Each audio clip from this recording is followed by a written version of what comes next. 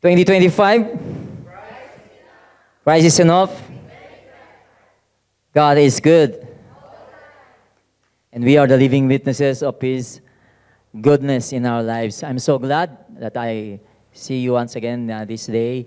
I may meet you once again. And I would like to thank everyone, every one of you for making it today. And of course, to spend your time together worshiping the Lord.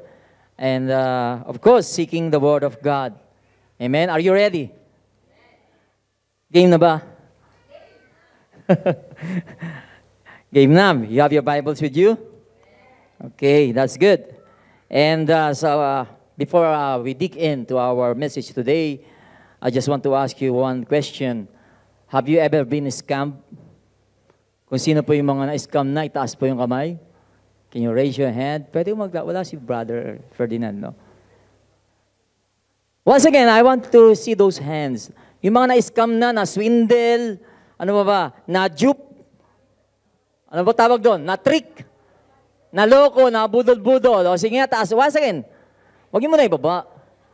Okay. Yung mga mabababa yung pagtaas, sila yung madalas ma-scam, no? Once again, sino yung mga na-scam? Ayan, taas nyo. Kasi may pisto kayo. Okay, that's good. And for those who didn't raise their hand, baka nahihiya lang kayo, pero kung totoo yun, na hindi kayo na-scam, congratulations. Right, congratulations. But we cannot ignore the fact that these days, amen, when we see the news, when we we talk to our friends, amen, so mga kilala natin, that really ito yung nangyayari ngayon, right? So many people have been scammed,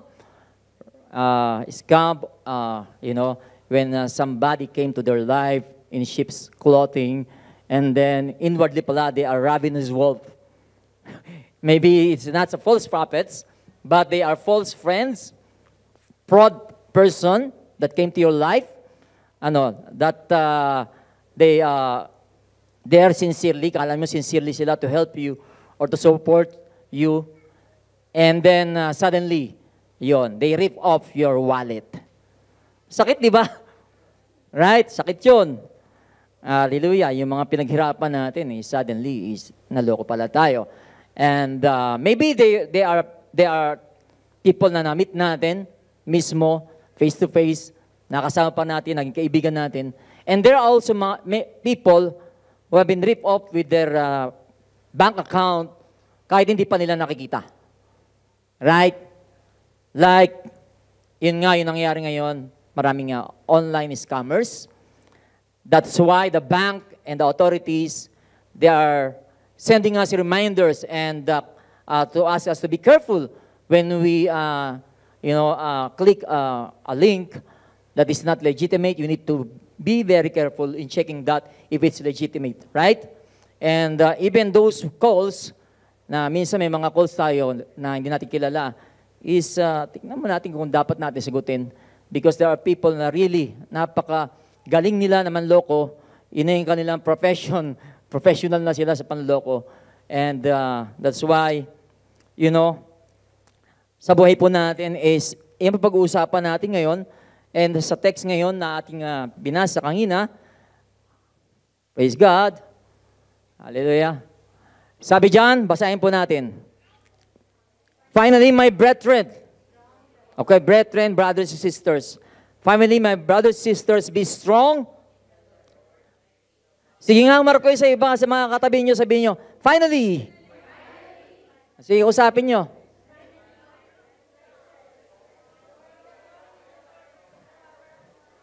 Yan, maganda yan, magulo. Right?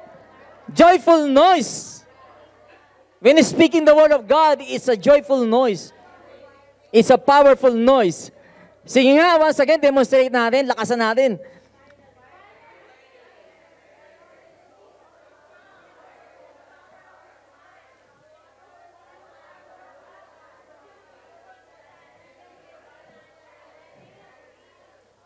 Okay. Yeah, lakasan natin voice natin when it's the word of God. At hindi man clear sa paninig natin, pero kay Lord, alam niya yung mga sinabi natin na yan, diniklara natin. So we can see Ephesians 6 actually is in the beginning, Paul wrote about the relationship between the father, mother to their children, or the parents to their children.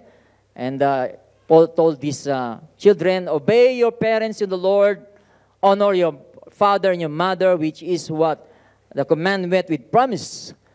And you fathers or mother, do not provoke your children to wrath. Okay. At tapos, pagkaraan niyon is he talks about the relationship between the masters and the bondservants. That bondservants should serve their master, okay, honestly. And not only that, bondservants should not serve them with lip service, but to serve them according to the Lord. Like serving the Lord in honesty. And the masters should what? Should not threaten their servants because they have also the Father who is in heaven. So very, very obvious that this is written for every believers, genuine believers, and then ito'y sumunod. You know, from their relationship, makita natin that when we got scammed, hindi lang yung buhay natin nasisira. Even yung lives ng ating member ng family natin. At of course, yung mga people around us. That's why sa relationship na nag-ship ngayon si Paul in this instruction, amen, to every believers. Sabi diyan, kaya sinabi niya, finally, sa wakas, amen, be strong in the Lord and in the power of His might. At that, sinabi ng Panginoon to wait on the Lord. We need to wait on the Lord. Yan po yung ating relationship kay God. Lagi tayo nag-wait sa Kanya. Okay? Hindi tayo nangunguna sa Kanya, kundi lagi nating hinintay siya to wait on the Lord. He's always before us, inawit natin. He will never leave us, He will not fail us. Sabi, be of good courage. Wait on the Lord. And pagtingin natin ng Ephesians na yan, amen, sa verse 1, na kung saan mismo ang Panginoon nagbigay sa atin ng power. Ephesians 1, verse 9. Ano sinasabi diyan? Sabi diyan ay, that we may know the exceeding power of God, the exceeding greatness of His power toward us who believe, according to the working of His mighty power. Dapat daw ma-experience natin yan, na siya ang Diyos natin makapagbibigay sa atin ng exceeding greatness of His power sa mga mananampalataya. Right? Yes, we have a powerful enemy na si Satan, the devil. Ano sabi diyan? Put on the whole armor of God that you may be able to stand against the wiles of the devil. Ano yung wiles? When I check the dictionary, ibig sabihin ng wiles, trick. Tricky. Yung mga trick na devil sa atin. Yung mga delusion. Okay? At sinabi doon na kung saan ang devil, sa Greek word ng devil actually means diabolos. Diabolos. Doon natin kinuha Tagalog, di ba? Diablo. When we are telling to people, Diablo ka, you are the devil. Pero sa English ng word, ng Greek word ng diabolos, it means slanderer o slanderous. Sa Tagalog, naninirang puri. Yan ang diablo. Right? From the beginning, nakita natin that Satan slandered God to Adam and Eve. Nung sinabi niya, hindi ganyan ang Diyos, hindi yan sinasabi niya. Kaya sinisiraan niya ng puri ang Diyos kay Adam and Eve. Ganun din si Adam and Eve, sinisiraan niya, ganun ang ginagawa niya, sinisiraan niya ang tao sa Diyos. That's why the Bible says last week, he is the accuser of the brethren. Right? Accuser of the brethren, night and day. The same way in every relationship, pag nandiyan si Satan, yun ang kanyang trabaho, siraan tayo. Sa mag-asawa, ganun, pag nag-away. Right? Sisiraan ni Satan yung lalaki doon sa babae, babae sa lalaki. Amen? Sa mga mag-asawa rito, na-experience natin yung right. Pag nag-aaway tayo, ano sasabihin? Pag di kayo nag-uusap pa, hindi nyo pa nasa-settle ang issue, sasabihin niya, yung asawa naman, laging ganyan eh. Diba? Ganun siya. Amen ba sa mga mag-asawa? Sasabihin naman doon sa babae, hindi ka mahal niyan. Baka meron ng iba yan. Ganun yan. Si Satan. Kaya sabi ni Lord, do in your anger, do not sin. Amen? Huwag daw natin hayaan lumubog ang araw hanggat di natin nasa-settle ang issue. Kapag kayang tinulugan ng mag-asawa, kita nyo, napakarami niya na sinaksak sa isipan ng mga panininang puri sa bawat isa. Even the parents to children, the same way. Amen? The servant to masters, ganun din. In every relationship, pag nandun sa Satan, yung laging ginagawa niya, ang paninirang puri. Amen? Slanderers, pag tinignan niyo sa dictionary, I look at that in this morning, ang sabi, ang slanderer ay something na kung saan is, they will discredit or malign somebody, they will speak words falsely, amen, and damage the reputation, the good name of one person to the other person. Ganon si Satan. You got it? Amen. At ang title ng message natin ngayon is about spiritual warfare. I don't know. Sa mga matagal ng Kristiyano, alam ko, narinig yun ng spiritual warfare. What is spiritual warfare? Baka pinag-aralan nyo yan. Amen. Hallelujah. Sa mga nakaraan ninyong mga pag-aaral about, hallelujah, about the Bible. And that's why itong Ephesians is filled with instructions upon instructions for every believers. That believers should walk what?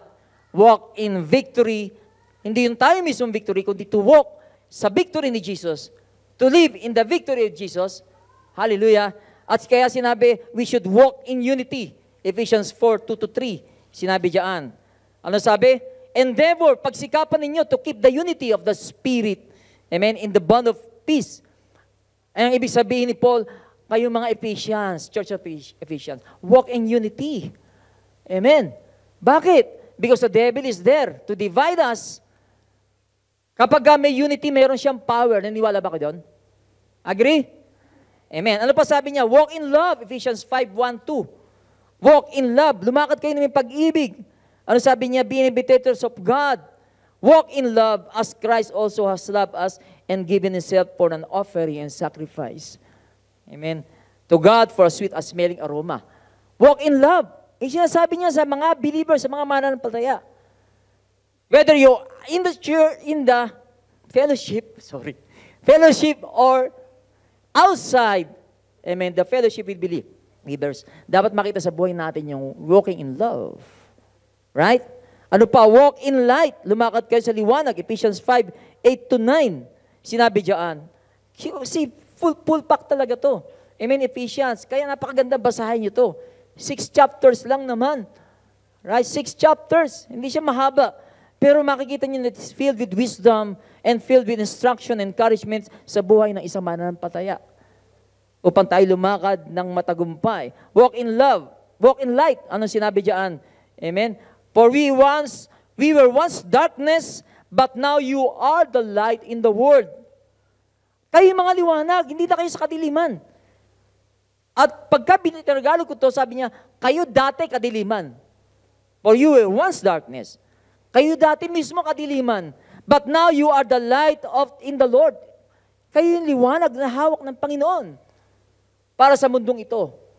Mga believers, mga mananampalataya, kapwa ko mananampalataya. Kaya sabi niya, walk as a children of light. Ano pa? Walk in wisdom, Ephesians 5:15. Wow. Talagang nakaka-excite ito. Sabi niya, walk circumspectly, not as fools as wise, redeeming the time because the days are evil. Amen?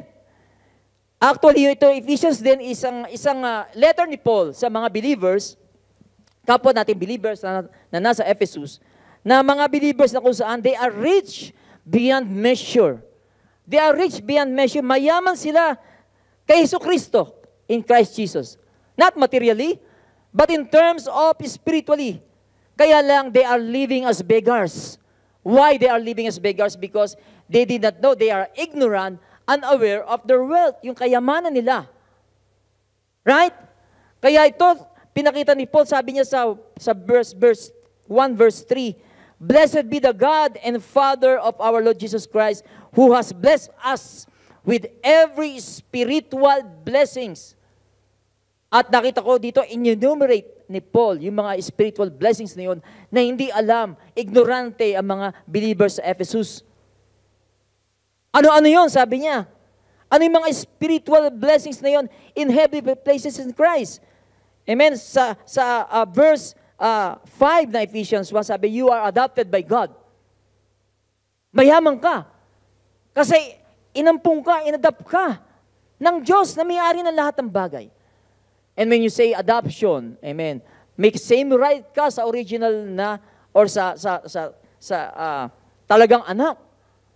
You have the same right or inheritance. Adoption, mayaman kayo eh. Sabi ano pa, you are accepted in the beloved. You are accepted. Tinanggap ka ng Diyos. Hindi ka na-reject, tinanggap ka. Wow! Kayamanan na kung saan you are redeemed. Forgiven. Pinatawad ka na sa mga utang mo, sa mga pagkakasala mo. That's why you are called free.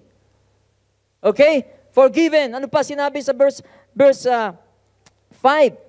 God has given him wisdom, understanding, 6 inheritance. Amen? Sa Ephesians 1:11, ano pa sinabi sa verse 13?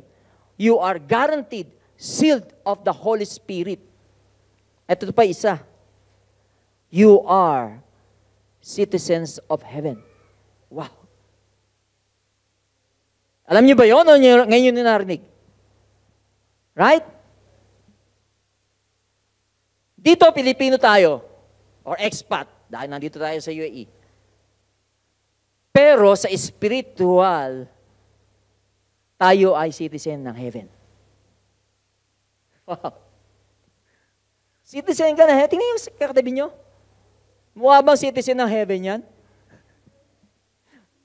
Bakit nyo pinagtatawanan? Mukha ba citizen ng heaven? Baka hinintay nyo magkaroon ng pakpak yan. Hindi magkakaroon ng pakpak. Yes, puro kumano kinakain natin dito. Pero hindi yun. Right.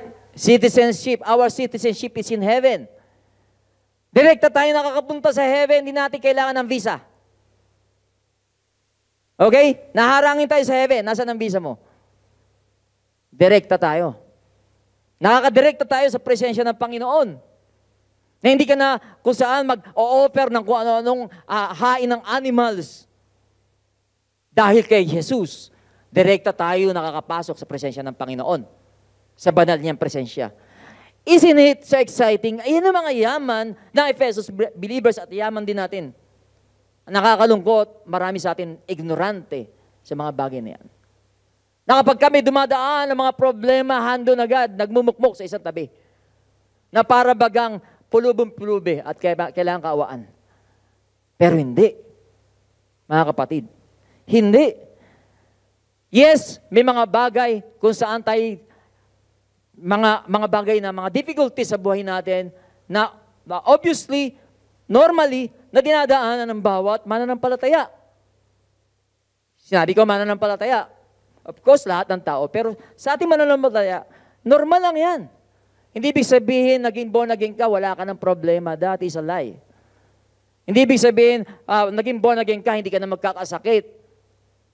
Hindi ibig sabihin, hindi na born again ka, is hindi ka na daranas ng mga pagsubok, mabibigat na mga crisis sa buhay. No. Right? No. In fact, na maging born again ka nga, pas parang dumami yung mga pagsubok mo. Because hindi lang yun, ibigay mo yung faith kay God, tinetest niya yung faith na yun. Para makita yung genuineness ng faith natin. Not to destroy us, not to put us in a corner, kundi para makita, para lalo tayong maging strong sa ating pananampalataya sa Kanya. Kaya nga, dumadaan tayo sa battle. Right? There are battles sa buhay natin na kung minsan, hindi natin na kung saan, alam kung saan ang galing, pero meron kayong atake ng kaaway. O atake ng isang bagay na kung saan hindi maintindihan kung saan galing. Pero hindi ibig sabihin, hindi mo siya nakikita. Ibig sabihin, walang kapural, walang gumawa niyon. Meron. At iyon yung unseen enemy natin. Yun ang sinabi doon, di ba? Ang sabi doon, put on. Ilagay ninyo, isuot ninyo ang armor. Baluti. Baluti. Yung sa Roman soldier, di ba? Baluti yung tawag doon, armor. Yung kanilang armor nila. Sabi, that you may be able to stand against the wiles of the devil. Kaya nga sabi sa 1 Peter 5:8-9, sabi, kayo mga mananampalataya, si Peter naman nagsulat nito. Right? Si Peter naman. Ang sabi ni Peter, be sober, be vigilant. Have sober mind. Anong kabaliktaran ng sober-minded? Yung lasing. Pag lasing, hindi ka na makapag-concentrate, di ba? Hindi ka makapag-isip na maayos. Pero sabi, maging matino ang isip ninyo. Be sober mind. Be vigilant, maging mapagmatsyag because your adversary, sabihin nyo nga, your adversary is my adversary. We have our common enemy. Okay? Walang iba kung si sino? Devil. Sino si devil? Diabolos. Sino ang diabolos? Slanderer. Slanderer. We have our common enemy, yung si Satan, the slanderer, diabolos, na kung saan he's walking around like a roaring lion. Bakit ginamit ang roaring lion? Ganyan siya. Lagi siyang intimidating. I-intimidate ka niya katulad ni Goliath, pinag-aralan natin last time, right? Si Goliath, napakayabang niya. Why? Kailangan niya sumigaw. To intimidate his enemy. Right? Kaya ganun niya. Hindi, wala pang ginagawa si Goliath. Takot na takot na yung mga Israelita. Maging si Haring Saul. Right? Kasi pagkalaki-laki na Goliath, siyempre malaki rin boses niyan. Right? Alam mga higante, tapos, siyempre malaki boses nun. Right? Malaki ang boses ni Goliath. At ganon si devil sa atin, like a roaring lion. Una mo na, what? You will be intimidated by Satan. At anong gagamitin niya? Mga lies. Deception. Yes, iyan yung skill ni Satan. He's a master of deception. Delusion. Ano pa? Yes, our enemy is skillful. He is powerful.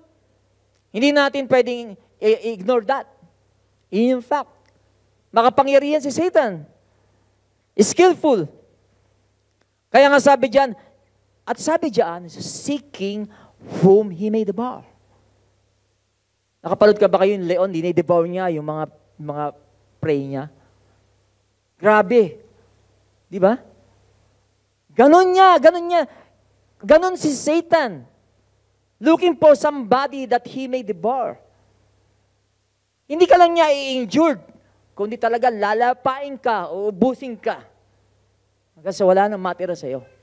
Isili ganyan tayo kumisa. Pagka ina-atake tayo ng kaaway. Amen? Ano ba to? Bakit parang sunod-sunod? Parang wala ka nang susulingan lahat, left and right. Wala. Because of the attack of the enemy. Parang pero sinabi diyan, resist him. When you say resist, reject him. Steadfast in the faith. Ganon ginawa ni David. Right? Si David, ang nakita ko kay David, okay, yung mga tao, nakita nila si Goliath, right? Pagkalaki-laki, 9'9". Ganon siya. 9'9" ang taas. With very built body siya, yung talagang malaki ang katawan niya.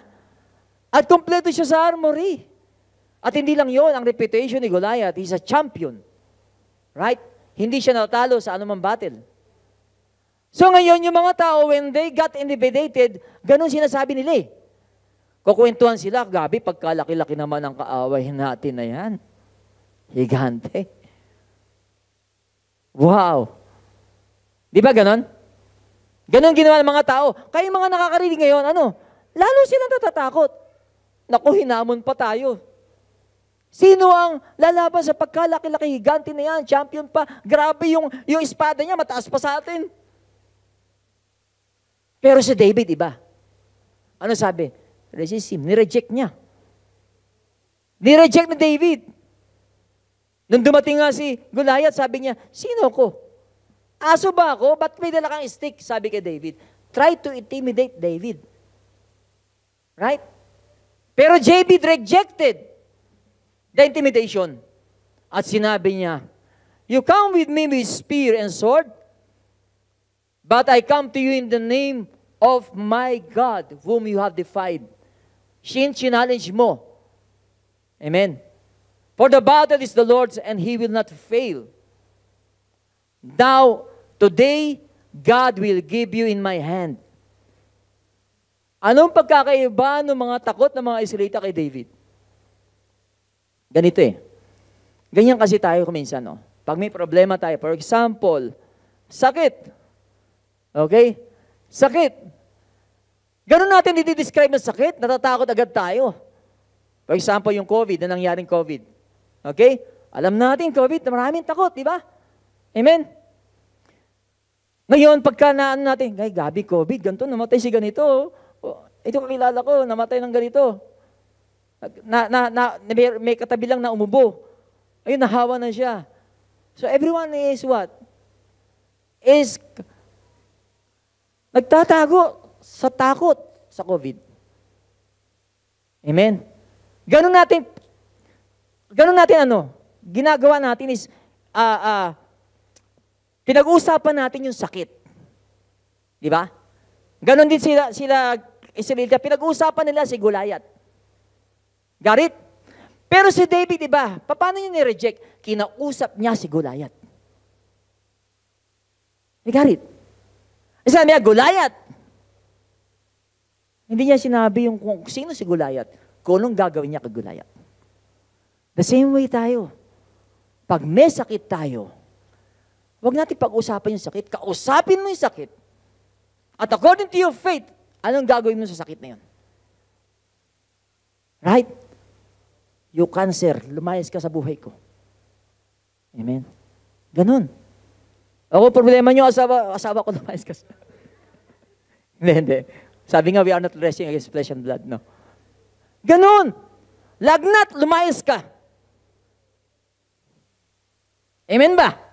COVID, lumayas ka. Wala kang puwang sa buhay ko. Right? Ganon dapat, mga kapatid. Ganon dapat tayong mga Kristiyano. Ang sabi, be strong in the Lord. That's how we need to what? Walk in victory. Magkaroon tayo that kind of mindset that God has given you power. God has given you mouth power. God anointed you to speak the oracles of God. And whatever that comes out from a mouth, a word of God, He will accomplish the things that He sent it. May kapangyarihan ang ating dila. Amen? Power, the life and death are in the power of tongue. Tingnan niyo si David, ganun ginawa niya. He didn't what? Kept silent. And of course, sinabi niya sa kanya ng Spirit ni God, ganito gagawin mo sa kanya.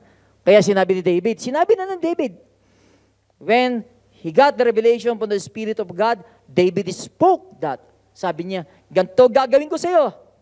Yung espada mo mismo, pampuputol ko sa ulo mo. Right? Ganun nangyari. Yung pagkalaki, isipin mo si David, 16 years old lang, 17 years old. Siguro yung inaano niya yung espada, pakalaki niya. Pero pinutol niya ang ulo ni Goliath, yung sarili niya sandata. Amen. That's what the Bible says. God will not give you temptation beyond you can bear, but through that temptation you will make a way of escape.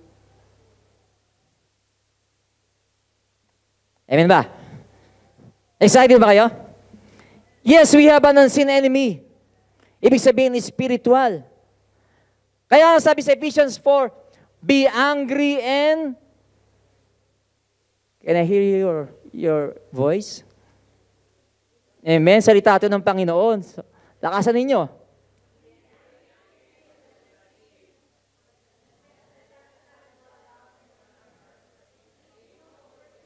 Give no opportunity to devil. Yun yung sinabi ko kanina. Sa NKJV version is, do not give place to the devil. Wag niyo siyang bibigyan ng lugar sa buhay ninyo. Do not give room to the devil. Sabi sa NIV, do not give him a foothold. Yung pwede niyang pang-apakan sa buhay ninyo. Do not give him opportunity. Wag niyo siyang bibigyan ng pagkakataon sapagkat katulad siya ng isang leon, naghahanap lagi ng opportunity. Seeking an opportunity that he may devour.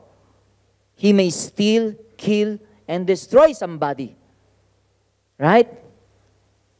Yan po ang sinasabi niya, give no opportunity to devil.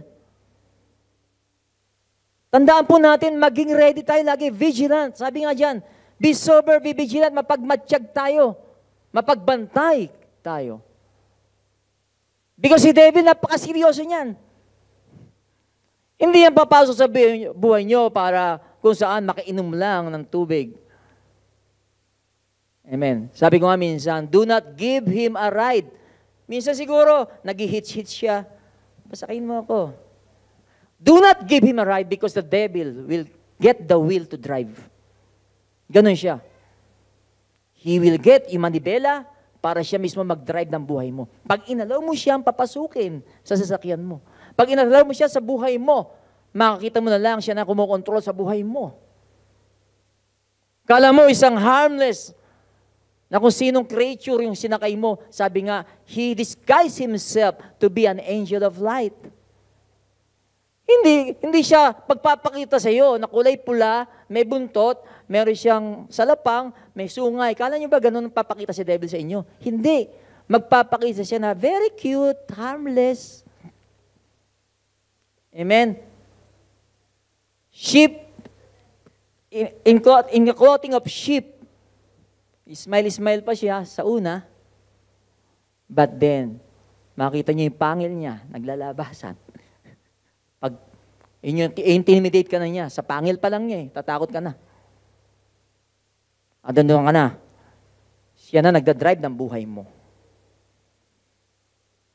He reminded believers that their battle is spiritual. Ang sabi diyan, ano sabi sa Ephesians 6:12? For we do not wrestle against flesh and blood, but against, number 1, principalities, against, number 2, powers, 3, rulers of the darkness of this age, and 4, against spiritual hosts of wickedness in the heavenly places. 4 designation, 4 denomination. Pinakita dito yung mga klase na mga diablo, spiritual enemy natin. 4 yan. Ang una, pag sinabi against principalities, ibig sabihin, territorial demons. Ganyan sila. Pag pinapasok mo, they will what? Influence you. They will take your territory. Pag pinasok mo siya sa pamilya nyo, pinapasok mo siya sa pamilya nyo, sa tahanan ninyo, he will take the territory. Yun yung principalities. Ano pa sinabi diyan? Powers. They are controlling influences. Right? Ganyan si Satan. Ganyan ang mga demons against rulers of the darkness of this age. Ano sinabi sa Bible? Sabi sa mismo Ephesians 4:18. Sinabi diyan. Ano sabi? That these rulers of darkness will what? Darken the mind, understanding of people. Na kung saan sila ilayo sa buhay na binibigay ng Diyos. Ganyan siya. And sabi doon sa 2 Corinthians 4:4, the mind of the God of this world, si Satan, blinded those who do not believe. Binubulag niya ang mata ng mga tao. Ganyan yung Diyos ng sanlibutan. Si Satanas. Right? Pag sinabing spiritual host, legions.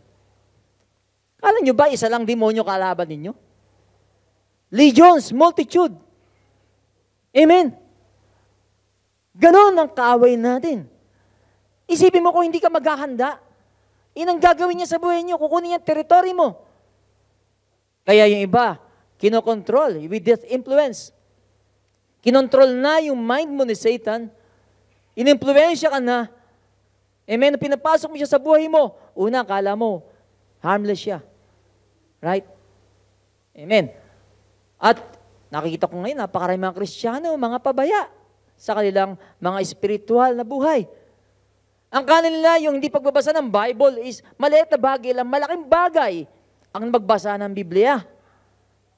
Ang iba, pag nakita ni Satan, ang foothold, tinatamad to ah. Papasok na siya sa'yo. Una nakita niya, Alam nyo ba, hindi si Satan ang threat sa atin eh. Tayo ang threat kay Satan.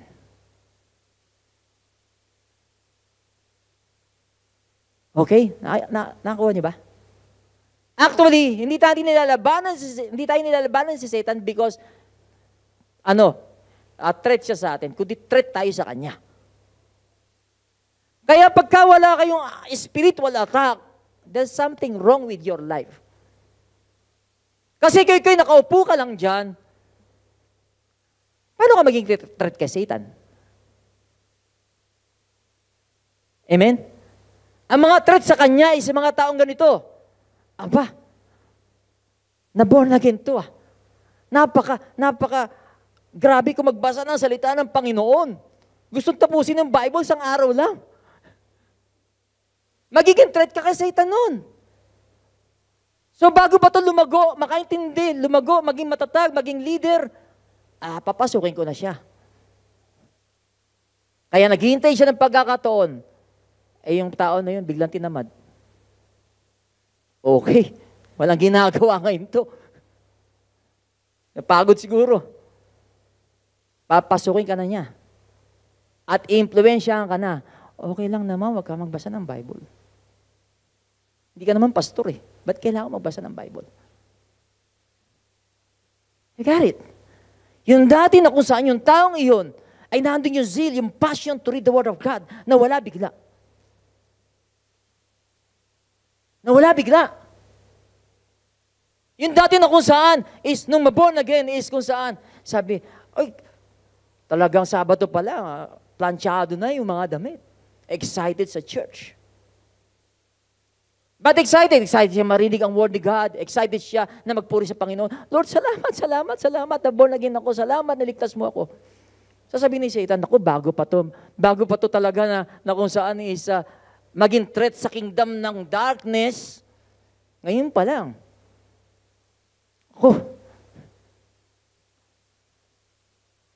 Ayaw niyang buhatin ngayon ng church, oh. Tinamad. Nakakita na agad ng pudot si Satan. Ngayon yung tao na yun, na kung saan, excited lagi, na wala na excitement, at kung pumunta ng church, hindi na tuwing linggo. Sa mga maliliit na mga dahilan, hindi mo na siya makikita sa church. Dati kahit may sakit nga, pupunta eh.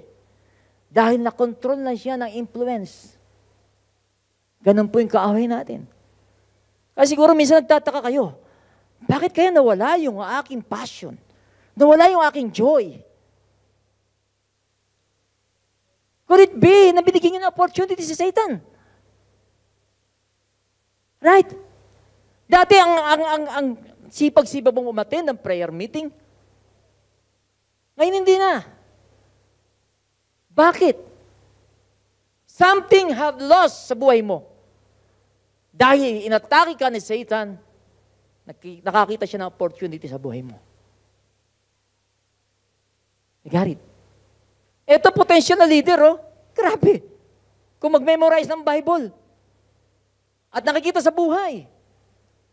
Pero suddenly, biglang nawala.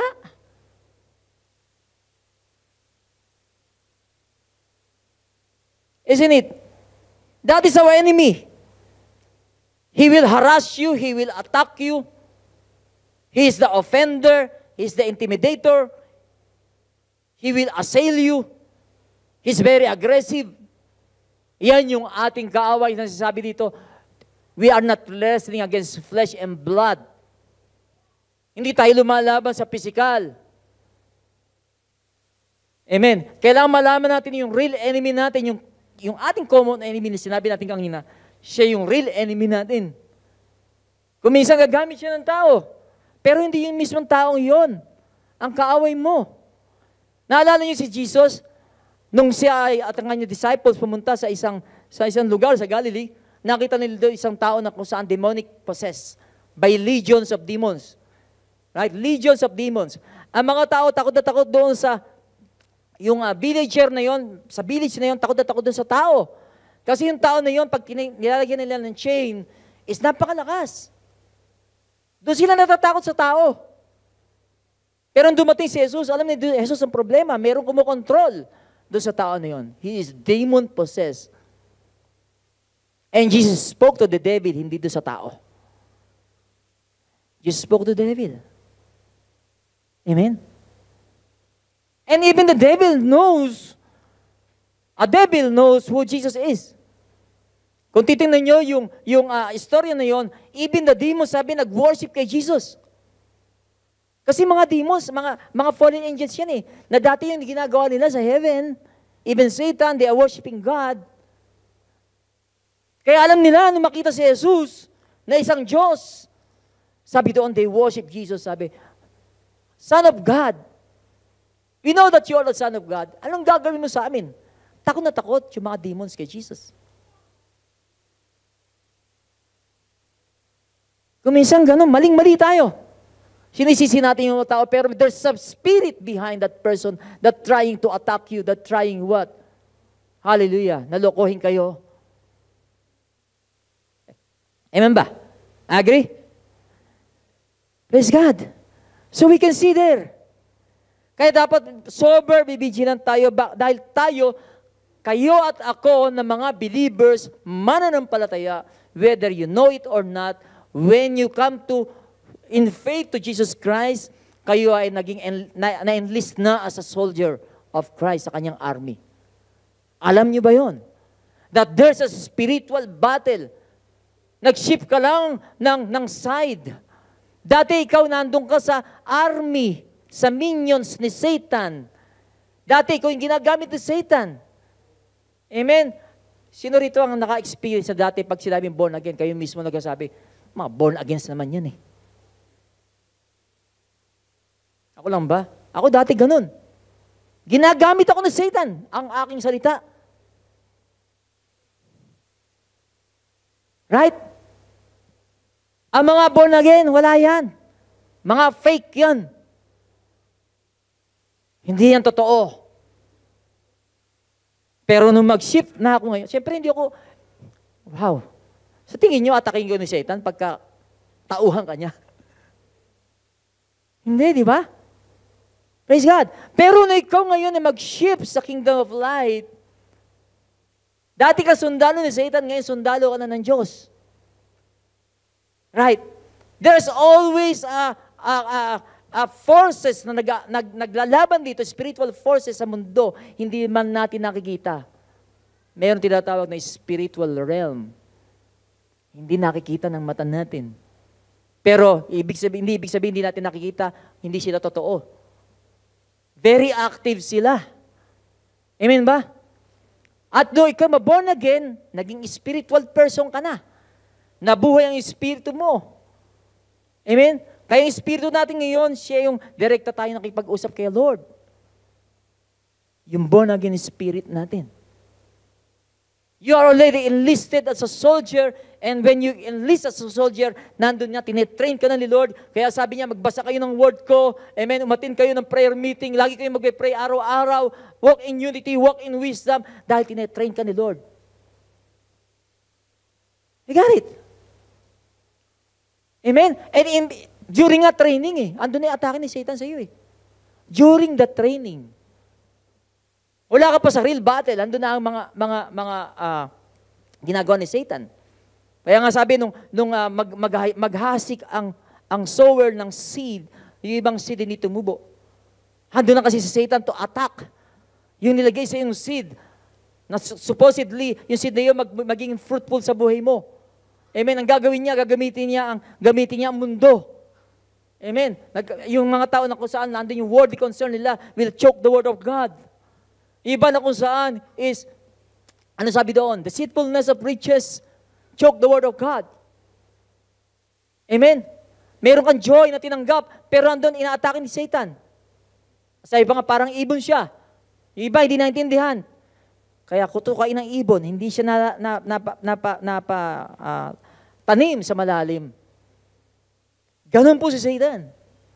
At yung mga naman tumubo, kala niyo ba doon na magtatapos yun? Magkakaroon ka ng maraming testing sa buhay. Dahil habang tumutubo ka at lumalago, inggit na inggit si Satan sa iyo. Dati itong tauhan ko, Dati, nagpi-fist. Fist bump pa kami nito eh. Pero ngayon, iba na yung fist. Ginagamit niya sa akin. Di ba? You got it? Kaya ganun, uhaw no uhaw si Satan sa dugo ng Kristiyano.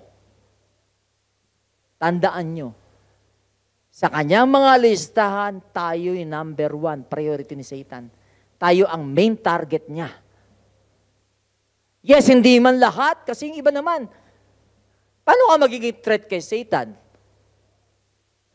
Nandiyan ka lang, nakaupo ka. Hindi mo masabi yung word of God. Gusto niyo ba ganun? Si Satan is a great deceiver. Ang sabi sa Bible, do not be a forgetful hearer. The doers of the word are the one who is justified. If you will just hear the word and not do it, anong sabi? Sino kakalam? You are just deceiving yourself. Tinutulungan mo pa nga si Satan eh. Trabaho niya mag-deceive eh. Sabihin, paano ko pa atakihin to? Siya mismo, niloloko niya sarili niya. Nakuha niyo ba? You are just deceiving yourself. Tinanggalan mo ng trabaho si Satan. Walang kaswet-swet. Amen ba? Amen ba? Praise God. Hallelujah. Paguri natin si Satan.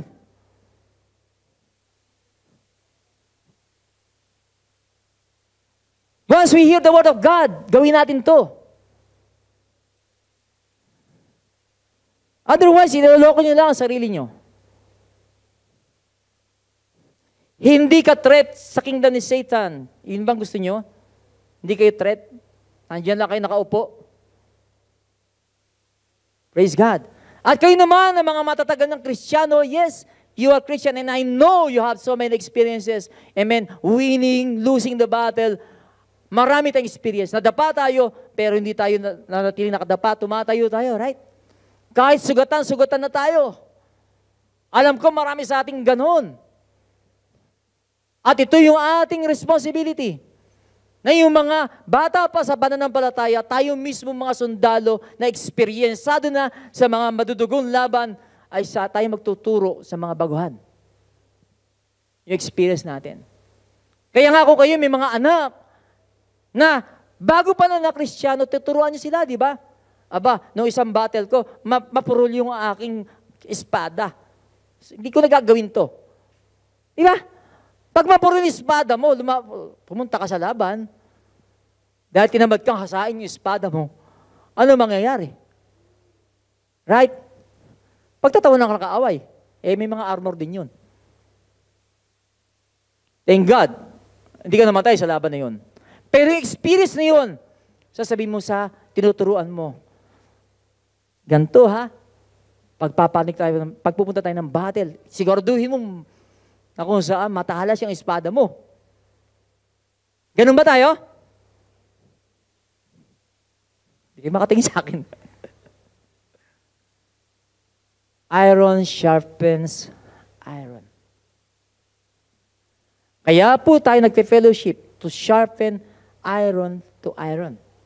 Kaya po tayo nagpe-prayer meeting, kaya po tayo nagbabasa ng Bible to sharpen our iron. Ang sabi, if the axe is dull, kung doon yung palakol ay mapurol, you will need more strength to cut the tree. Pero kung matalas ang iyong palakol, ilang hampas mo lang dyan, putol ang puno. Ang sinabi sa Bible, maraming mga tinanim ang kaaway sa buhay natin na hindi tinanim ng Diyos na dapat natin putulin mula sa ugat. Well, okay, nagturo ka ngayon. Kamusta na yung mga tinuruan nyo ngayon? Ha? Kamusta na? Andun ba yung disiplina? Nakagraduate na kayo ng spiritual discipline natin, ha? Iba dyan. Marami dito. Spiritual habit na dapat ginagawa natin. Anong una? Prayer. Reading the Bible. Going to church. Ano pa? Worship the Lord. witnessing, right? Baptism. Yun ba yung naging habit natin? O, dumaan lang sa atin nung nakaraang buwan, ngayong Agosto, nakalimutan na natin dahil hindi natin pinractice. Pupurol yan, mga kapatid. Baka mamaya, ikaw yung tinuturuan, hasa ka ng hasa ng espada mo, sa tagal na, 10 years mo na pinahasa, naging kutsilyo na lang. Naging bread knife na lang. Sumobra yung training. Kamusta na yung mga espada nyo? Matatalas ba yan? Tuloy natin. Praise God. Believers who are born again are enlisted as soldiers in the army of God. Kaya wag natin bibigyan ng opportunity si Satan because katulad din daw si Satan ng isang fowler. Ano yung fowler? Pag sinabing fowl is bird, mga wild birds. Fowler, siya yung laging nagseset ng traps para mahuli yung mga wild birds. Okay? When the fowler is setting traps, sa tingin niyo ba, papakita niya, ito yung trap, malinaw na malinaw. Nalalagay niya yan ng mga kung saan is, yung ibon, gustong-gusto yan ng buto, ng mansanas. Pero pagka tumungtong doon, yung ibon, huli. Psalms 91 yan. And Satan, he knew our weaknesses. Alam ni Satan ang weaknesses natin. Sabi sa Romans 13:13, let us walk properly in the day. In the day. Get rid of jealousy, get rid of lust. Put on the Lord Jesus Christ so that you do not give provision for your flesh to fulfill its lust. Alam niya yung mga weaknesses natin. Amen. At kayo, alam nyo rin yung weakness nyo. Kung ikaw bagong born again, alam mong weakness mo, alak, ba't ka pupunta sa bar? Kung ikaw isang tao na kung saan mahilig ka sa chismis, bakit ka makikipagkaibigan sa mga chismoso? Ganon po yun. Amen ba? Alam ni Satan ang weakness niya. At yun ang ginagamit niya kadalasan. Amen, influensya ng tao. Controlling influence nga siya. Right? Controlling influence. Alam niya yung weakness niya. Ito, weakness nito. Biryani. Alam niya kung saan ka pupunta. Di ba? Praise God. Glory. Weakness ito, pagkain. Alam niya. Weakness ito, babae. Weakness ito, alak. Weakness ito, sugal. Napunta sa sugal. Kasi iba, mahilig sa weakness sila, pera. Iba. Yan yung isang nakita ko na ginawa niyang patibong kay Gehazi. Si Gehazi, siya po yung servant ni Elisha. Nung si Gehazi, ay nakita niya ang kanyang si Elisha na kanyang na prophet, Elisha. Nakita niya na hinil si Naaman na Syrian. Si yung Naaman na yung commander siya ng army ng Syria na nagpunta sa Israel para magpagaling dahil siya ay may ketong. Okay? Nung siya ngayon ay pumunta roon, okay, eventually pinagaling ni Elisha, itong Naaman na to na pagkayaman-yaman, marami siyang dalang pilak, marami siyang dalang ginto, marami siyang mga dalang garments. Sabi niya, ito, ibibigay ko sa iyo lahat. Sabi niya kay Elisha. Pero si Elisha, a man of God, amen? Sabi niya, hindi ko kailangan yan. Amen. At sabi niya naman, one thing lang gusto ko i-request, pwede ba akong kumuha ng lupa dito? Dahil yung amo ko, is sumasamba sa Diyos-Diyosan niya. Bilang isang commander ng army, sinasama niya ako doon. Pero itong lupa na ito, ilalagay ko rito kung saan pagpapatunay na hindi ako sumasamba sa Diyos-Diyosan niya. Ngayon, narinig lahat ni Gehazi. Ano ginawa ni Gehazi? Nung lumayo-layo na si Naaman, amen, siya naman ay parang walang narinig. Hinabol niya si Naaman. Ang sabi niya, Sir, may dumating na bisita yung amo ko, yung si Elisha. Pwede bang bigyan mo daw, sabi niya, lies. Tingnan niyo, gumamit na siya ng lies. Pwede bang bigyan mo ako ng kahit isang talent na silver? At saka ilang pares ng damit? Of course, si Naaman. Ano siya eh? Pero nakita niya dito yung greed. Right? At yun, kadalasan, ang weakness ng marami. Kaya maraming napapariwara sa networking din. Yes, may mga legit na networking. Pero kapag yung too good to be true, alam mo nang ano eh, hindi siya legit eh. Magbibigay ka ng 10,000 ngayon, after 2 weeks, bibigyan ka niya ng 5,000? Tubo daw? Ikaw naman, madali ako layaman ito. Ayun na, yung greed. May kakilala kong ganon. Nagbigay siya ng 2,000, bililik sa kanya 500. O, ito yung naging tubo pero andito pa yung kapital mo. Greed.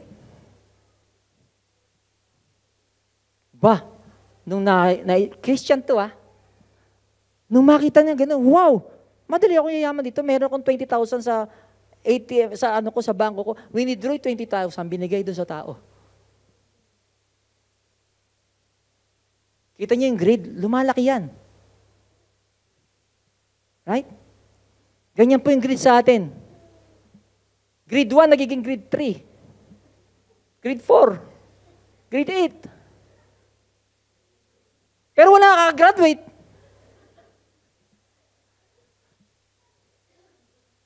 Ano man nangyari doon? Nawala lahat. 20,000. Pinaghirapan niya na ilang taon na pagtrabaho dito.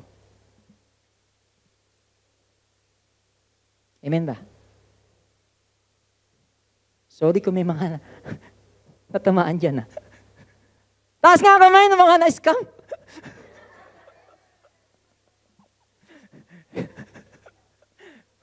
Praise God. Ako rin, mataas ang kamay ko. Kaya dapat maging maingat tayo mga kapatid. Dahil ang kaaway na yan. Amen. To take what we have, yung mga blessings sa buhay natin. Yung mga spiritual blessing na to, nakita natin, di ba? Praise God. Iyan yung gustong kunin ni Satan sa atin. Yung blessing of joy. Yung ating zeal na yan. Amen. Diyan, makita na si Satan talagang ang gagalaitihan. Pag nakita sa atin yan. And even, sa tingin nyo ba, ang joy di mawala? Nawawala ang joy. Ano sabi ni David? Restore to me the joy of your salvation. Sabi dun. Restore to me the joy of your salvation. Dahil si David nawala yung joy niya because sa kababayaan niya. Sa kababayaan ni David, nagkasala siya. Nang sinipingan niya si Bathsheba na may asawa na si Uriah. Si Uriah na kung saan isang matapat na mandirigma ng army ng Israel. At sabi doon, nung si David ay yung panahon na gera, na supposedly mga king pupunta sa gera, si David hindi siya pumunta. Kung minsan, iyan yung makikita ni Satan sa atin, yung overconfidence natin sa sarili natin. Nakita ni Satan yun, overconfident to si David Wow, papasyal-pasyal pa sa terrace niya ng palasyo. Hanggang sa masilip niya si Bathsheba, naliligo. Si David na pagkagiting-giting na mandirigma, alam ni Satan ang weakness. Doon mahina si David. Talagang sampal kay David. Nung mabuntis si Bathsheba, sabi niya, I have a child. Yung asawa ni Bathsheba nasa gera si Uriah. Dahil panahon nga ng gera, di ba? Nakita natin si Uriah, nagpapakahirap sa gera, si David, sinisipingan ang asawa niya at nabuntis ang asawa niya.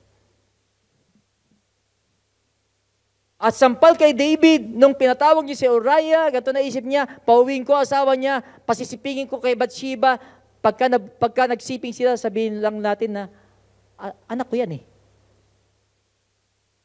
Kita nyo yung si Satan. Una, overconfidence si David. Nakakita siya ng pagkakataon and putting lies, putting mga, David is anointed by God. Tandaan niyo yan. Anointed by God. At ano na, adultery, ano pa sumunod? Murder. Kasi si Uriah, hindi siya umuwi ng bahay. Isang malaking sampal kay David. Kasi sabi niya, kaya kita pinauwi para mag-relax ka, galing ka sa gera, pumunta ka sa misis mo. Sabi ni Uriah, hindi ko yan magagawa. Yung aking commander, si Joab, nandun nakikipag-away ako, nagpapakasarap sa piling ng asawa ko. Hindi. Ang ginawa ni Uriah, natulog doon sa hagdanan ng palasyo. In the time of war, ganun pa rin si Uriah, hindi niya inisip ang sarili niya. Ganun ang prinsipyo ng tao na pinatay ni David. And we know the story. Everything very quick. It happened very quick. At ang kala ng David, makapagtago siya sa Diyos, nagpadala ang Panginoon ng Nathan, prophet. At sabi ni Nathan, nagbigay siya ng isang kwento. At sabi ni David, yung tao niyan dapat mamatayan. Isipin mo, kinuha niya yung nag-iisang lamb ng mahirap at pinakain niya sa bisita niya, samantalang napakarami niyang mga tupa sa kanyang na-possession niya, dapat sa daong niya mamatay. The famous word ni Nathan is, "You're the man." Grabe yun, no? You're the man. At kagandahan po kay David, siya'y lumuhod. Nagpakababa sa Panginoon. Nagrepent siya and ask forgiveness. Create in me a clean heart, O Lord, and renew the right spirit within me. Cast me not away from your presence, nor take your spirit from me. Restore to me the joy of my salvation. I don't know if you have lost your salvation, your joy of salvation. Or maybe it's not joy, the peace. Yung passion, yung zeal ninyo. Kung yun po yung na-lost ninyo, pwede pa yung mabalik. Ang gagawin lang natin, ay humingi tayo ng repentance, forgiveness. Sa ating kababayaan. Isa ka sundalo, huwag ka maging pabaya. Amen? Ano pa sabi diyan? Therefore, take up the whole armor of God. Inisa-isa diyan, how you prepare for the battle. Napakaganda. Napakalinaw. Ano sabi nung una? Take up the whole armor of God that you may be able to withstand against, hallelujah, the evil day. Withstand means, pag sinabing withstand, you are there to defy the enemy. You are the one who's going to challenge the enemy. You are the one who's going to confront the enemy. Hindi yung ikaw lang nakikinig. Ikaw mismo mag-challenge sa kanya. You got it? Ganun ang ginawa ni David, di ba? Nung kalaban niya si Goliath, kinompronta niya si Goliath. Yun ang sinabi, withstand in the evil day. Because you have confidence, God has given you power. Be strong in the power of God. You know what you have. And the enemy even knows what you have. Kaya lang inuunahan niya ng intimidation. At tayo, natatakot na tayo kapag nagkaroon na tayo ng ganon. You may be able to stand to resist him, the enemy, in the evil day. Kaya nga sinabi sa Ephesians 5:15, sabi niya, walk carefully, not as fools, but as wise, redeeming the time, taking every opportunity that you can have as a Christian, as a soldier in this evil day. Tayo mismo, wag nating hayaan siyang bigyan ng opportunity. Tayo mismo, gamitin natin ang oportunidad natin bilang isang Kristiyano at mananampalataya dito sa panahon na to. Amen? We are the people who have so much opportunity. God is teaching us His Word. He gave us the Holy Spirit in us. Amen? He gave us the understanding, the wisdom. We have all the opportunity as a Christian compared to others who is not a believer. Gamitin natin ito. Kaya nga lagi yung sinasabi sa inyo, kung kayo ay nasa opisina ninyo, nasa pantry kayo, at kung anong pinag-uusapan nila, mga teleserye, mga bagay na kabastusan, mga jokes na kabastusan, ikaw nandoon, ikaw tatahi-tahimik, dapat you need to take charge of that conversation. Ganun po tayo. Huwag tayong papayag lang na tayo mismong binabatuhan, tinatapunan ng mga basura sa tinga natin, at tayo nakatahimik lang, na tayo merong treasure na pwedeng ibigay sa kanila, tayo mismo tahimik lang. Natatakot tayo mag-share sa media sapagkat inisip nyo, baka kayo mabash when you say the word of truth sa inyong pamilya. Napakarami nating opportunity, mga kapatid. Pero sinasayang ng maraming Kristiyano opportunity na yan. Na mismo ngayon, sa araw na pagkasama-sama, sa araw na ito, na kung saan nabubuhay tayo na godless society, nabubuhay tayo that generation that hate God, nabubuhay tayo sa cancelled society or cancelled culture, na kung saan ito yung modern era ng tinatawag na ostracism, na ito yung panahon na ang cancel culture na ito is lagi sila nagbo-boycott, lagi na lang kung saan nag-spread sila ng criticism. Di ba? Dito natin nakikita. Ang ostracism is yung nag-shame ng reputation ng mga tao, ginagamit ang social media. Nakikita po natin yan. Yun po yung panahon na ginagalawan natin ngayon. Ito po yung evil day. Mga tao kung saan ayaw pag-usapan ng Diyos. Pero tayo lahat, binigyan tayo ng oportunidad. Hanggang kailan natin kikilalanin ng Diyos bago tayo magsalita? Yung testimony mo lang sa buhay mo, isa lang pagsaksi kung sino ang Diyos. Kung paano Kanya niligtas. Kung paano Kanya pinagaling. Napakadami natin sinasayang na opportunity. Dito sa evil day na ito, sinasabi dito. Ayun ang sinasabi, withstand. At sabi niya, having done all to stand. Kaya ang gera, hindi siya pinapanalo sa upuan. Pinapanalo ang gera sa pagtayo. Stand. Praise God. Tingnan niyo sinabi diyan, bakit maraming hindi nakaka-stand? Ang unang sinabi diyan, what? Stand therefore. Inulit na naman, di ba? Stand therefore. Parang kulit, di ba? Ilang beses sinabi, stand. Stand therefore, as a soldier, you need to stand straight. Having girded your waist with truth, having put on the breastplate of righteousness. Tingnan natin waist, no? Sabi diyan, pag sinabing girded, ibig sabihin, encircle your waist. Okay, encircle. Ang ibig sabihin niyan is what? You need to prepare yourself for a military confrontation. Right? Pagka tinatanong ko yung sa spiritual discipline natin, no? Meron dyan na kung saan yung body of Christ. Tatanungin ko mga tao, kung ikaw ay part ng body ni Christ, anong gusto mo? Sabihin na, lagi ko naririnig. Gusto ko, ako yung parte na, ako yung kamay. Ako yung mata. Ako yung paa. Ano pa? Ako yung tenga. Walang kasabing ako yung bewang.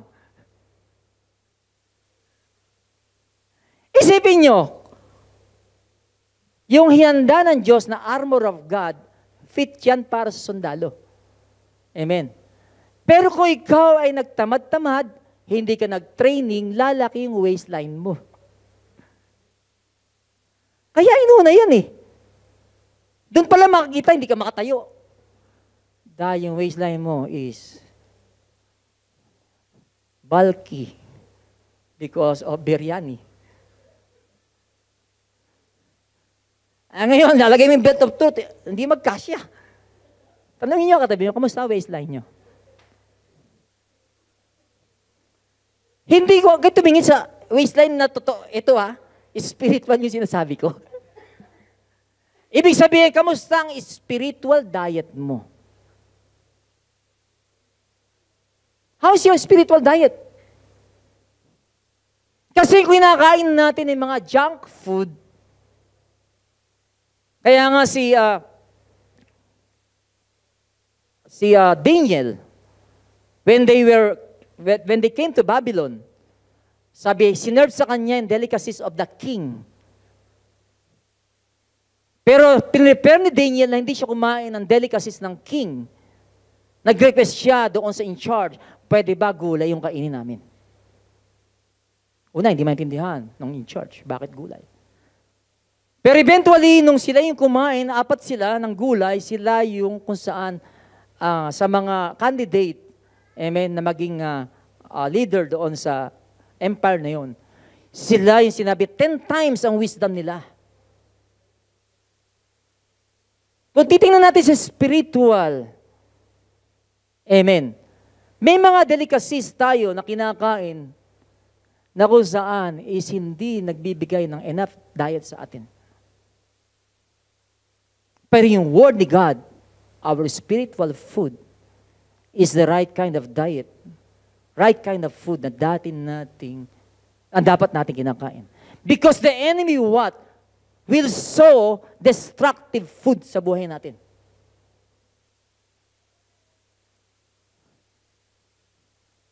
Amen ba? Nakukuha niyo ba? Kaya ganun. Amen. When the Roman soldiers, pag enlisted ka sa soldier, hindi ka pakakainin ng mga bagay na kung saan panghihina ka. Mga bagay na masustansya. Isipin nyo, yung Roman soldier, binibigay sa kanya gatas.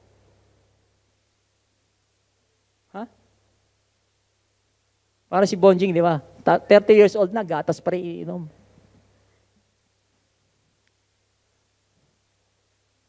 Kaya sabi yung mga matured, kumakain sila ng solid meat. Ang gatas kasi para sa mga walang ngipin yan. Diba? O sa mga bata pa lang. Pero ikaw, kumpleto na yung ngipin mo eh. Kumain ka ng solid meat that will give you the right protein, the right carbohydrates, the right nourishment sa iyong espiritu. Right? So, kamusta na ang spiritual diet? Kasi ito nga sinasabi, you need to prepare. Kung hindi man, may pag-asa pa rin. Di ba? Amen? Kaya may sinabi, spiritual discipline. You need to discipline yourself. Praise God. You need it. And it's today. Sabihin niyo sa katabi niyo, today, I will be on spiritual diet. Okay. Today, I will go to gym. Kailangan magpapawis tayo, di ba? Kasi po, talagang ini-effort yan, mga kapatid. I know, hindi po madali. Pero when that is your habit, sa mga nagpupunta rito sa gym, di ba? Sa una, mahirap eh. Pero pag naging habit mo na, nagiging lifestyle mo na, pagpunta, pag-exercise. Ano sabi pa dyan? Breastplate of righteousness. Kaya pag nakita ni Satan, self-righteous to andyan na siya. Binibigyan mo siya ng ng foothold. Ano pa sinabi dyan? Shod your feet with the preparation of the gospel of peace. Kaya yung peace ang ginamit dyan, kasi nga, if your mind is walang peace, pupunta ka sa gera, wala kang peace. Amen? Of course, sinasabi niya yung feet natin is what? Yung feet as beautiful, that is sharing the gospel, the good news of the kingdom. Pero gusto ko itong pakita sa inyo na yung peace. Kailangan meron tayong harmony between one another, between our family, di ba? Ang hirap na isa sundalo, meron kang problemang iniisip, pupunta ka ng laban. Kailangan prepare din ng isipan mo. Because Satan will always play with our mind. He will play with our mind. Kaya magkaroon tayo ng mindset. Amen. Ano pa ba ang magbibigay sa atin ng mga kalungkutan? Nasa atin na nga lahat ang binigay ng Panginoon. Every spiritual blessing that will encourage you. Amen. Praise God. So ano pa sabi? Taking the shield of faith with which you will be able to quench all the fiery darts, yung arrows ng enemy. Kung na-imagine niyo yan, nanonood kayo ng mga ganyang mga pelikula, di ba, yung arrow lalagay nila sa parang oil, tapos apoy, at ititira nila. Amen. Doon sa mga kalaban nila nasa baba, nasa tower sila. Amen. And I want to show you, amen, yung isa dito na kung saan, as a Roman army, meron yung tinatawag na silang tactic or strategy. Ito'y tinatawag na testudo o yung Roman shield formation. Kaya po successful ng Roman army. Magaling ka lang strategy. Kaya nga ginamit din ni Paul eh. Amen? Ganyan sila pag may shield. Tingnan yung shield, malalaki, di ba? Right? Ngayon, pagka sila ay palapit doon sa tower, amen, nag-perform lang sila ng shield. Why? Because they know that they will shoot arrows and some of them will have fire at ayan yung mga wooden shield, hindi siya mabigat. Amen? Magaang lang siya na handyan agad sila to form that kind of shield. Kaya po sa ating pagpe-prepare for a battle, hindi ka nagpe-prepare mag-isa. Got it? Amen? Kuha niyo ba? Isipin niyo kung absent yung isa dyan. Nag-training nga siya, umabsent naman siya. Di ba hindi siya magiging solid yung kanilang defense? And Satan will do everything to show division sa church. That somebody, amen, hindi ako dadalo ngayon. Wala pa masahe. Some have good reason. Pero iba, napaka petty na mga reason. Hindi na iisip na pag nawala ka sa body of Christ, malaking kakulangan. Kahit na cuticle ka lang sa body of Christ, importante ka. Dahil yung isa na lumusong sa baka, kape-pedicure lang niya, tinanggal yung cuticle, natay tano. Huwag niyo isipin na kayo ay isa lamang simpleng. Amen. Bawat isa sa atin importante sa body of Christ. Isipin mo kung ang binigay sa iyo ni Lord, isa kang kamay. Si David ng kamay, tinatamad ako ngayon eh. Tanongin ko uli kayo. Kung kayo ay part ng body of Christ, ano kayo?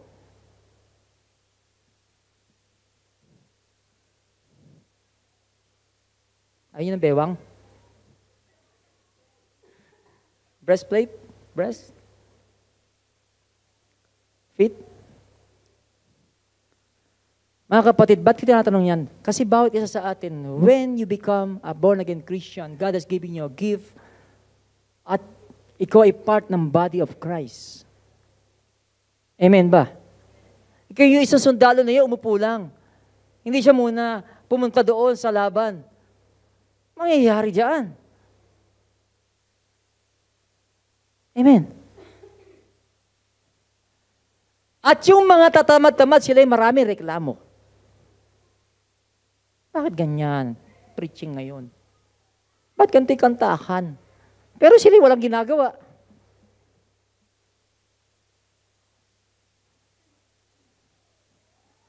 Bakit ganyan yung pastor nyo, taas-taas ang buhok?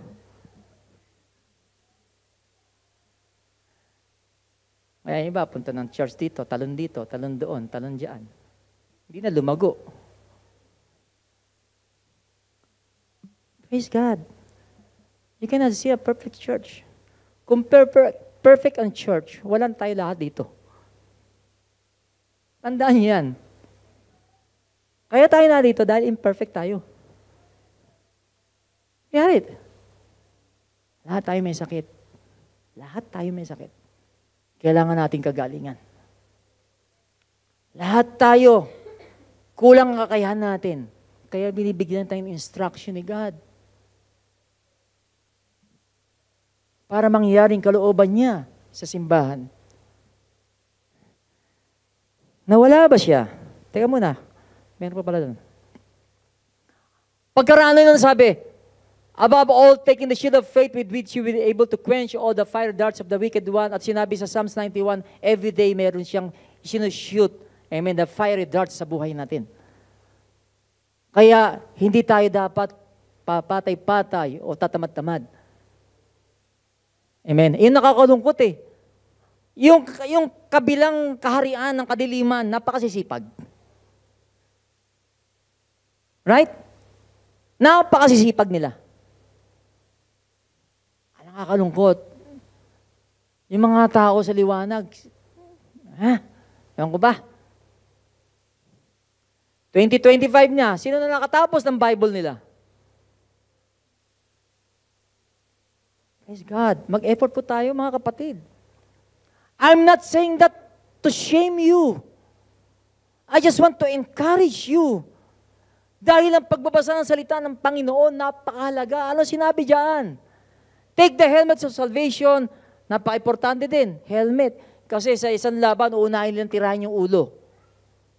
Right? Helmet of salvation. Ang gagawin ni Satan, magda-doubt. Bibigyan ka ng doubt sa iyong kaligtasan. At sabi, and the sword of the Spirit, which is, napakaliwanag. The sword of the Spirit, which is, kamusta ang sword nyo? Matalas ba siya? Can you recite John 3:16? Wow. Talas ah. Verse 17. Wala na. Huwag niyo kalimutan, 17, 18 na. Mahalaga yun. Romans 5:8. Amen. Praise the Lord. Sa sobra, sana yata yan na. May kutsilyo na. Sword of the Spirit, which is the Word of God. The Bible says in Hebrew 4 that the Word of God is effective and powerful. Amen. Sharper than two-edged sword, piercing the division of spirit and soul, and the joints of bones and marrows. Ganon siya katalas. Hindi lang yung physical, maging yung soul and spirit. Sa lahat ng mga binanggit dito ng mga weapons na ito, or mga armor na ito, itong sword of the Spirit is for offense. It's not a defense. It is the instrument to offend the enemy. Amen? Kuminsan, pag may makakita sa akin, para akong, alam mo yun? That when I'm using the Word of God, winawas-iwas ko siya. Kasi alam ko, it will, slash. It can slash, can cut the spiritual force by the sword of the Spirit. When you are, confessing, declaring the Word of God, believing in your heart with faith, amen. Handyan yan. Pagka yan ay pinoklay mo, dineklar mo sa buhay mo, it can even fierce those spiritual demons. Kaya takot na takot si Satan kapag ikaw ay nagbabasa na ng salita ng Panginoon. At natututo kang manampalataya, mag-trust sa mga pangako ng Panginoon sa salita niya. Right? Yan ang lagi niyang nakamasid siya lagi. Naku, ito, nagbabasa ng salita ng Diyos. Andiyan agad siya, maghahanap siya ng oportunidad. Amen. Kaya kayo, minsan, mangangako kayo, gagawin ko nang gagawin. Pero bakit hindi natutuloy? Baka binibigyan niyo ng opportunity sa Satan. Amen. Bigla na lang, marami kang distraction sa araw na yon, na kung saan, andun ka, handa ka na, andun notes mo, andun ang Bible mo, andun ka sa kama mo, at mag-start ka, bigla na lang, naalala mo, ilabahin mo. Naalala mo, ngayon nga pala, yung teleserye, ni Tanggol ba? Tanggol ba yun? Ha? Sino yun? O, ba't alam nyo? Ha? Praise God! Gano'n si Satan. Kaya sabi, maging mapagmatsyag tayo. Kung gusto nyo talaga na maging isang matibay, amen, na isang sundalo. At gusto nyong katayin kayo mismo, magko-confront kay Satan with the sword of the Spirit, takbo yan. Takbo yan, karipas yan ang takbo. Amen ba? Kaya sa buhay natin, dapat laging dinideklara natin, kino-confess natin, kino-confront natin mismo yung spiritual force na yon, spiritual entity na yon, through the Word of God. Because what we speak, may nangyayari sa spiritual realm. Lalo na sa isang tao na nanampalataya doon sa salita na yon. Amen. Kung naman yung mga bagay na yon, ay kaya. Walang imposible sa Diyos. Amen ba? Kung nawala sa iyo yung isang bagay, speak the Word of God. You know, I always say, telling to myself, hindi ako deserving, Lord, but I know that you are merciful, God. Nagkamali man ako ngayon, but I know that you are merciful, God. Hindi dahil sa gagawa ko ng mabuti, o kakalimutan ko itong mga ginawa ko, at mag-start ako gumawa ng mabuti, kundi dahil sa ikaw ay mabuti. Natatanggapin mo ko kahit ako'y nagkamali. Yun po yung Diyos natin. Siya yung commander-in-chief natin. Siya yung kapitan natin, kapitan ng army natin. Ang ating Panginoon. Amen ba? Start. Hasain ninyo ang inyong espada. Praise the Lord. Sapagkat tunay nga, magiging isang matagumpay kayo laban sa kaaway. The sword of the Spirit of God. Hallelujah. Sword of the Spirit of God, that's why we need to proclaim it, we need to shout it out loud, sapagkat pag si Lord, iba siya. Amen. Kaya nga sinabi, ginamit niya nga, tirador kay Goliath, pagkalaki-laki higante, tirador lang pala, papatay sa kanya. Amen. Minsan parang, weird naman, Lord, ito lang ang nalalaman ko. Pero alam mo yung maliit na nalalaman mo yun, pag pinanampalatayaan mo yan. Amen? Kahit John 3:16 pa lang nalalaman mo, pero meron kang pananampalataya sa puso mo. Yan ay isang mabisang sandata laban sa kaaway. Tulad siya ng helmet of salvation. Right? Amen ba? Amen. Hindi naman hinahanap ng Panginoon kabisaduhin yung Bible. Ang importante dito, ano yung mga pinanampalatayaan mo? Kaya kung minsan, kahit hindi mo naintindihan, read ka lang, read. Amen. Kasi bawat letra na binabasa mo, ay may bisa siya. Makapangyarihan ang salita ng Diyos. Take every opportunity. Lalo na sa bansa nito, kita nyo, libre tayo magbasa ng Bible. Paano na kung wala na kayo opportunity magbasa? Magpunta ng church. And darating yung panahon na yan. Huwag nating hintayin dumating panahon na yun. Tsaka lang tayo magmamadali na magbasa ng Bible. Ngayon pa lang, dapat nasa buhay natin, iyan ang ating araw-araw na ginagawa.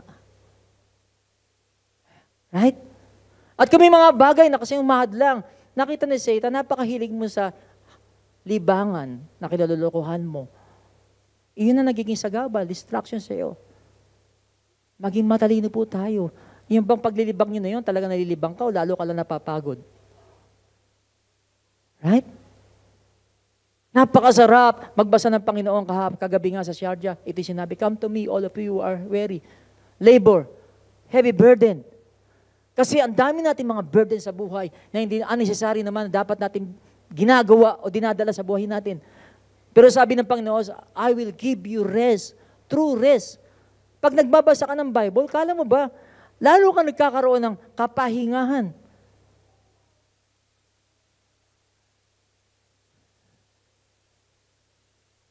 Amen. Nagugulat ka na lang. 2 oras ka nagbabasa sa ganda ng iyong binabasa. Na yung oras mo, nalibang ka na. 2 oras na pala, nalibang ka sa ganda ng binabasa mo. Sabi nga sa Bible, your word is like honey in my mouth, sweeter to my taste. Praying in the Spirit, 6:18, praying always with all prayer and supplication. Pang-anim, ito yung pang-pito, napakahalaga. Naghanda ka man ng lahat kung hindi ka magpe-pray. Napakahalaga ng prayer. Praying always with all prayer and supplication in the Spirit. Kailangan natin ng guidance. Kailangan natin ng kanyang command. Right? Lord, anong gagawin ko? Kompleto na ako. And God will tell you, huwag kang dumiretso, dito kayo dumaan. Right? Praise God. God will give you siya yung Diyos na all-knowing God eh. Right? Napakalaki ng ating laban. Kasi napakalaki ng ating advantage. Diyos nakakaalam ng bagay. Satan naman, di niya alam lahat ng bagay. But God knows everything. With prayer and supplication in the Spirit, being watchful to this end, with all perseverance and supplication for all the saints. Hindi lang magpe-pray ka sa sarili mo. Pag-pray mo rin yung katabi mo. Ang kapwa mo mananampalataya. Right? Isipin niyo kung bawat isa nagpe-pray tayo together. Can you imagine the power na naandun, amen, sa meeting na yon? Lagi natin sinasabi, a prayerless church is a powerless church. A prayerless believer is a powerless believer. Napakahalaga ng pananalangin.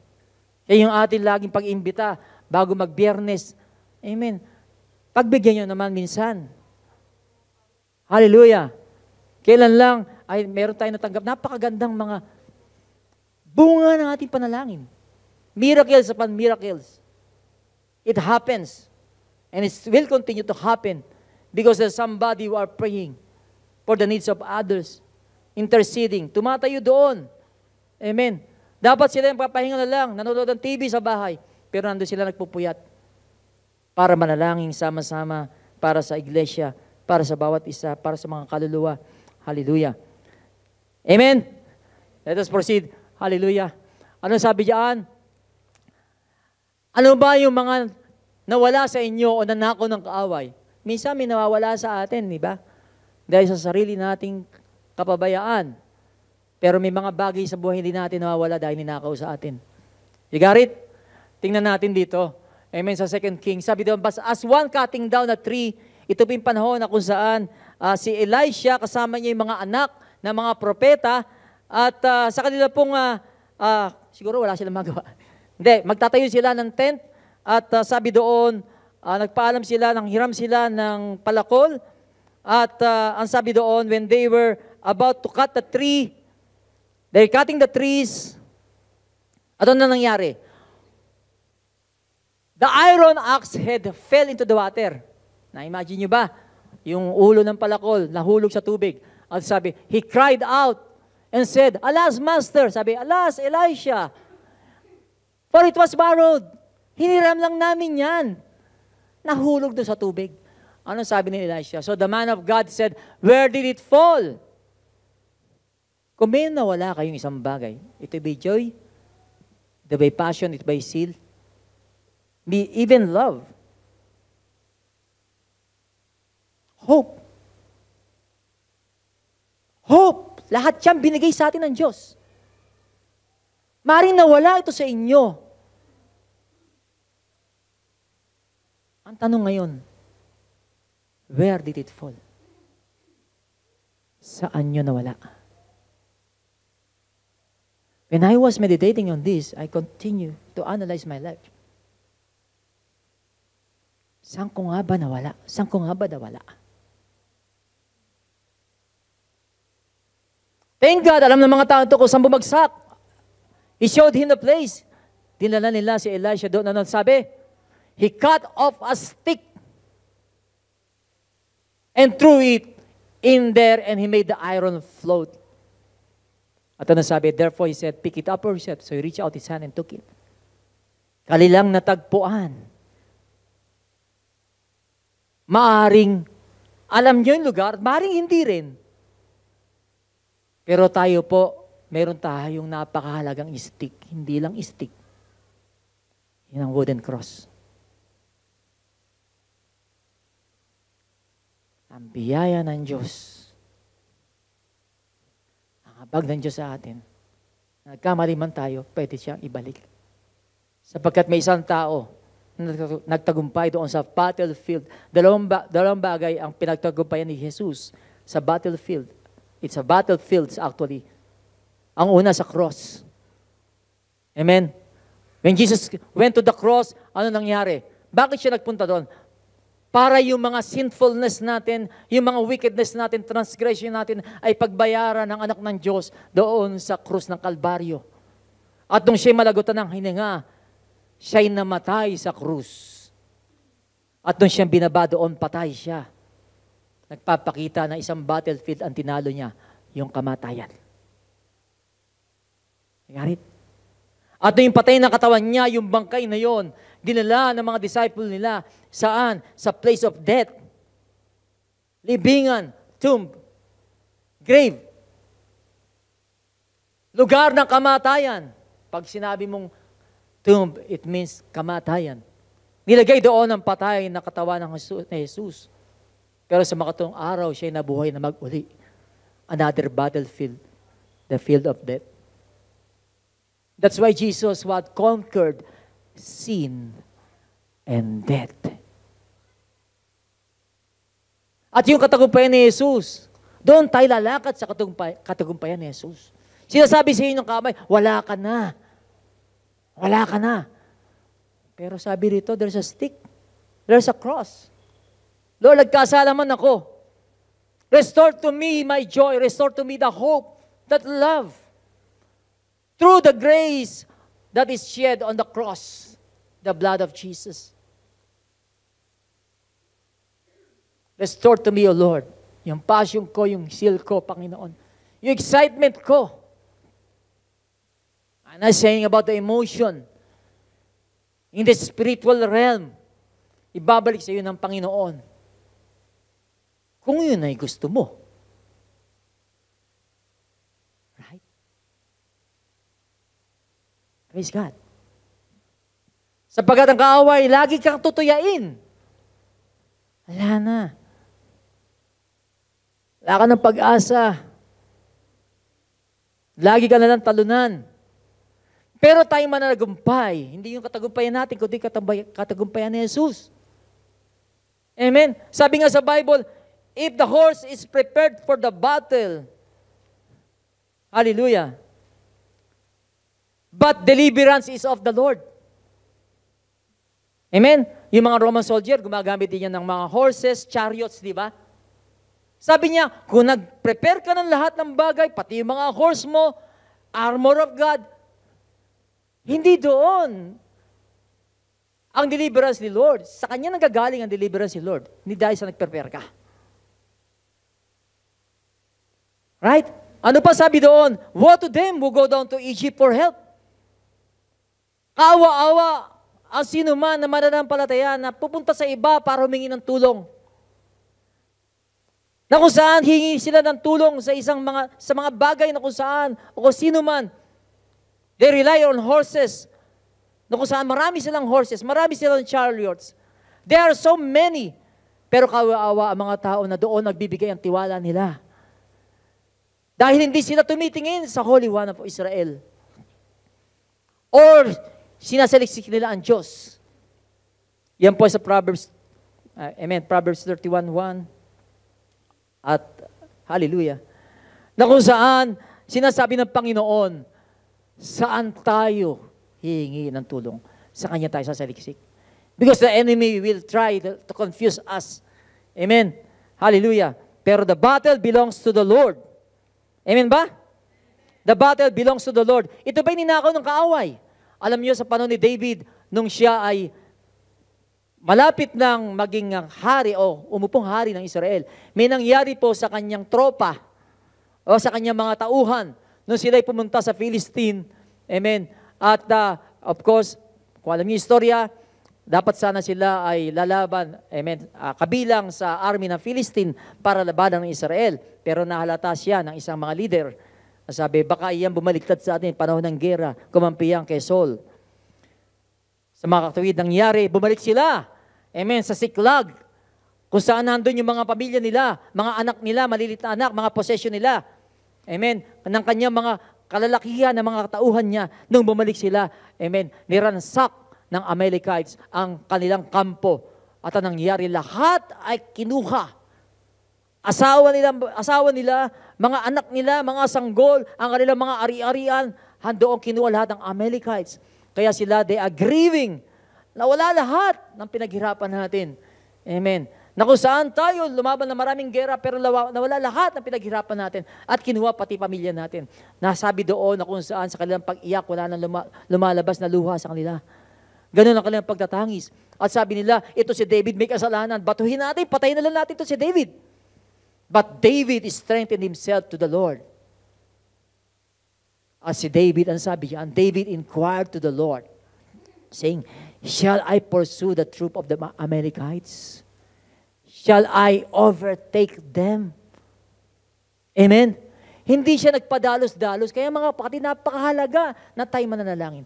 Napakahalaga, magtatanong muna tayo sa Diyos, kailangan ko ba habulin pa yon? O ayaw mo na hindi ito yung laban na gusto mong gawin ko? Actually, tayo anointed to fight the battle. Pero may mga battle hindi natin dapat labanan. Amen?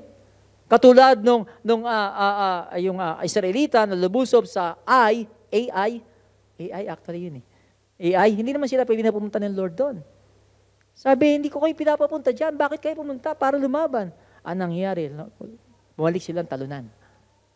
Pero si David nagtanong muna sa Panginoon, dapat maging maingat tayo. At pag nagtanong tayo sa Panginoon, sigurado sasagot siya. Ano sabi ng Panginoon kay David? Pursue, for you shall surely overtake them and without fault recover all. Maaring iting ninakaw ng kaaway sa inyo. Ano yung magnanakaw? Pupunta yan paggabi, di ba? Yung natutulog kayo. Ganun ang kaaway. At minsan sa kanyang pagnanakaw, sabi nga, when men slept, the enemy sow tares. Maglalagay siya ng destructive seed. You got it? Sa buhay ninyo. Hindi mo alam yung destructive seed na yun. Amen. Ay dinestroy na yung ministry mo. Dinestroy na. Amen. Yung zeal mo. Hallelujah. Pero sabi ng Panginoon, pursue and recover all. Ano nangyari? So David recovered all. Ilan lang sila? Kakaunti lang. Compare sa army, Amalekites. When God is with you, who can be against you? God can save whether many or few. Because the battle is the Lord's and it's not yours. Nung sinabi ni David, pupuntahan ko ba? Sabi ni Lord, okay, laban ko yan eh. Puntahan mo. Yan mga possession na yan, mga anak na yan, binigay ko yan sa'yo. At yung enemy kinuha sa'yo. Hindi maaari yun. Sabi kay David, puntahan mo. Pursue, habulin mo. And you will recover all. Ano nangyari? David recovered all that the Amalekites had carried away, and David rescued his 2 wives, and nothing in theirs was lacking, either small or great, sons or daughters, spoil or anything which they had taken from them. David recovered all. Hallelujah. Amen. There is hope. There is hope that you can recover all. But the thief who comes to steal, to kill, and to destroy, hallelujah, when the thief is caught, he will what? Restore 7-fold. Hindi lang yun. Nung kanila po, nabawi lahat, hindi lang yun. Yung mga kaaway na iniwan, yung lahat ng kanilang mga possession, inispoil nila, naging plunder pa nila. Hallelujah! Amen ba? Ganun po tayo. Tayo mismo, pag sinabi ni Lord, lusubin mo yung kampo, you will recover all. Because that's how you trust God. And that's how God wants you to walk, hallelujah, in the victory in Jesus' name. Ano ba? Iisip niyo siguro pumunta kayo rito parang, another Sunday na lamang, ordinary Sunday. But actually, you have your divine appointment with God today. This could be the time that God appointed this day for your deliverance. Na ikaw pumasok dito, parang ordinary lang, pero paglabas mo, supernatural ka na. You got it? Amen ba? Excited ako. Amen. Pag nakita-kita tayo sa Sunday, napakarami ng testimonies. For God's glory. Right? Do not be a forgetful hearer. Be doers of the Word of God. So tayo, bago tayo manalangin, ito ilan sa mga titingnan natin sa buhay natin. When I am tempted or faced with a challenge, what steps can I take to firmly grasp God's promises and fully rely on His power? Maring yan mangyari sa inyo sa mga susunod mga araw. Remember lang natin yung mga pinag-aralan natin ngayon. In what specific areas has my devotion of God declined? And what intentional actions can I take to ignite that passion? Andiyan ang mga sagot sa mensahe natin. Dalangin tayo sa Diyos. I-guide tayo. Amen. Sa mga susunod mga araw. Sapagkat meron tayong laban. There's a spiritual warfare. Whether you like it or not, whether you know it or not, you as a believer, you have a spiritual warfare to win. Amen. In Jesus' name. And God has already told you, you are a winner in Christ Jesus. God bless you.